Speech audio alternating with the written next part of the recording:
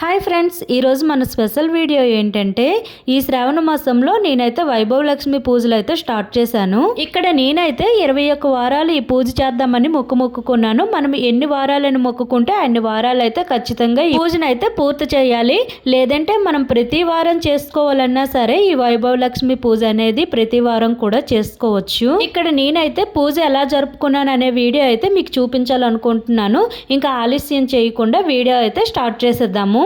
నేనైతే ఉదయాన్నే లేచి ఇల్లు మొత్తాన్ని కూడా శుభ్రపరిచిన తర్వాత తలస్నానం చేసుకొని ఇలా దేవుడు మూల పసుపు నీళ్ళతో అలికేసి బియ్య పిండితో అయితే ముగ్గు అయితే పెట్టేశాను. అలానే ద్వారం పైన కూడా పసుపుతో అలికి బియ్య పిండితో ముగ్గులు పెట్టిన తర్వాత కుంకుమ బొట్లు అయితే ఖచ్చితంగా పెట్టుకోవాలి. అలానే ఇంటి ముందు కూడా ముగ్గు అయితే వేయడం అయ్యింది. దీంతో పాటుగా ద్వారంకి ఇరువైపులా కూడా పసుపుతో అలికి ఇలా ముగ్గు పెట్టేసి ద్వీపాలను అయితే వెలిగించుకోవాలి. ఇలా ముగ్గులన్నీ కూడా పెట్టిన తర్వాత మీకు ఏమైనా తులసికోట ఉంటే మాత్రం ఆ తులసికోట దగ్గర కూడా సేమ్ ఇలానే పసుపుతో అలికి ఈ విధంగా అయితే ముగ్గులు పెట్టుకొని కుంకుమ బొట్లు అయితే పెట్టుకోవాలి. చివరిగా అయితే నా దీపారాధన కూడా అయిపోయింది.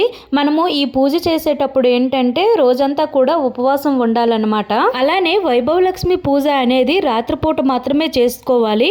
ఈ పూజ చేసిన తర్వాతనే మనము ఉపవాసం చెల్లించాలన్నమాట. మనం కావాలంటే మధ్య మధ్యలో ఫ్రూట్స్ అయినా తీసుకోవచ్చు. మరి ఈ విధంగా ఉదయం నా దీపారాధన అయితే అయిపోయింది. ఇక్కడ నేనైతే సాయంత్రం 4 గంటలకు స్నానం చేసిన తర్వాతనే అమ్మవారి నైవేద్యం అయితే ప్రిపేర్ చేస్తున్నాను. పొయ్యిని నీట్గా కడిగి ఇలా ముగ్గులు పెట్టిన తర్వాత కుంకుమ బొట్లు పెట్టిన తర్వాతనే మనం నైవేద్యం అయితే చేసుకోవాలి. ఎందుకంటే ఉదయం పూట పిల్లల కోసం అనేసి ఇంట్లో వాళ్ళ కోసమని వంట అయితే ప్రిపేర్ చేస్తాం కదా, అందుకని స్టవ్ అయితే ఖచ్చితంగా క్లీన్ చేసి మాత్రమే నైవేద్యం అయితే మనం చేసుకోవాలి. ఇక్కడ నేనైతే అమ్మవారికి ఇష్టమైన చక్కెర పొంగల్ని అయితే ప్రిపేర్ చేస్తున్నాను. అలానే ఈ పూజలో మనం ఖచ్చితంగా పెట్టవలసిన నైవేద్యం ఏంటంటే చలిమిడి, పానకం, వడపప్పు, ఈ 3 నైవేద్యాలు మనం పెడితే సరిపోతుంది.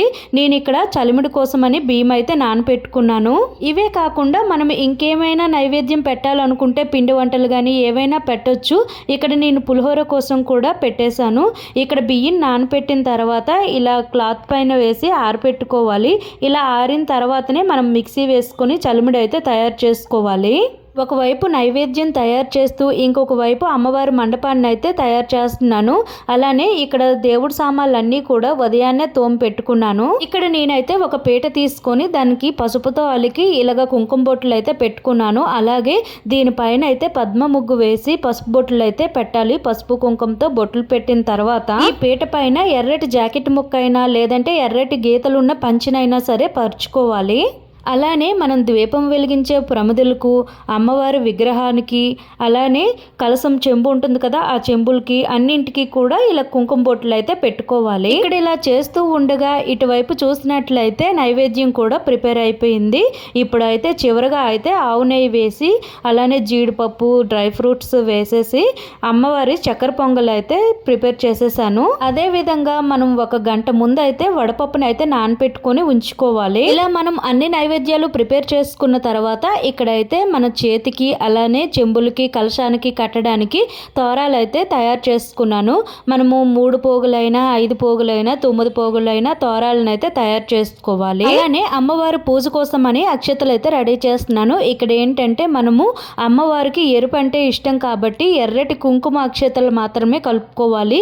కొంచెం నెయ్యి వేసుకొని అందులో కుంకుమ వేసుకొని అమ్మవారి కోసం అనేసి ఈ విధంగా కుంకుమ అక్షతలను అయితే రెడీ చేసుకున్నాను. అలానే పూజ మధ్యలో మనం అష్టోత్తర శతనామ పూజ చేయాలి కదా, అందుకోసమనే ఇలా వెండి పువ్వులను అయితే సిద్ధం చేసుకున్నాను.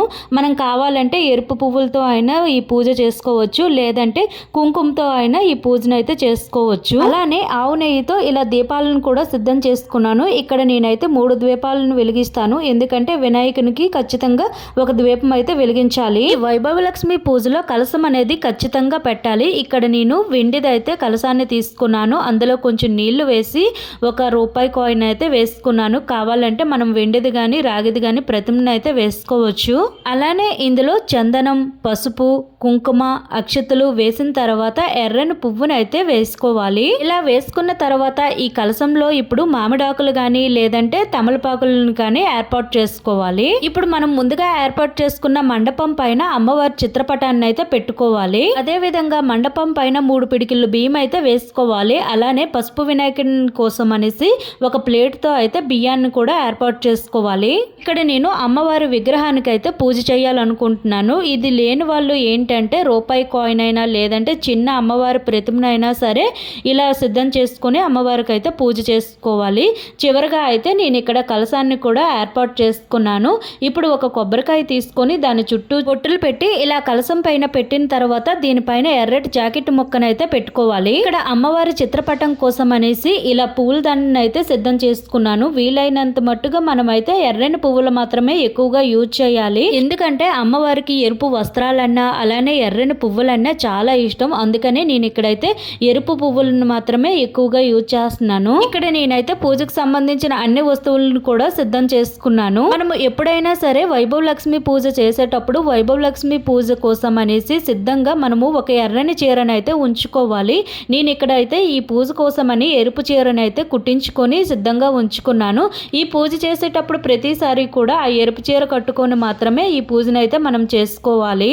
ఇక్కడ నేనైతే ఇంట్లో ముందుగా దేవుడి గుడిలో దీపారాధన చేసిన తర్వాత ద్వారం దగ్గర అలానే తులసికోట దగ్గర దీపారాధన చేసిన తర్వాత ఇలా పూజ దగ్గర అయితే కూర్చున్నాను. ఈ విధంగా నా పూజ అయితే కొనసాగింది. మనము ఎప్పుడైనా సరే ఈ పూజ ప్రారంభించేటప్పుడు మొదటి వారం నుంచి 3వ వారం వరకు ఖచ్చితంగా 3 వారాలు అయితే ఈ పూజను అయితే చేయాలి. అందుకనే ఈ 3 వారాల్లో కూడా ఎటువంటి అడ్డంకులు ఏమీ లేకుండా ఈ 3 వారాల పూజను అయితే పూర్తి చేసేయాలి. తర్వాత నుంచి మనం మధ్యలో గ్యాప్ ఇచ్చినా సరే పర్వాలేదు. చివరిగా అయితే మనం ఎన్ని వారాలు అనుకున్నామో అన్ని వారాల పూజను అయితే పూర్తి చేయాలి. మరి ఈ విధంగా అయితే నా పూజను అయితే పూర్తి చేసేసాను.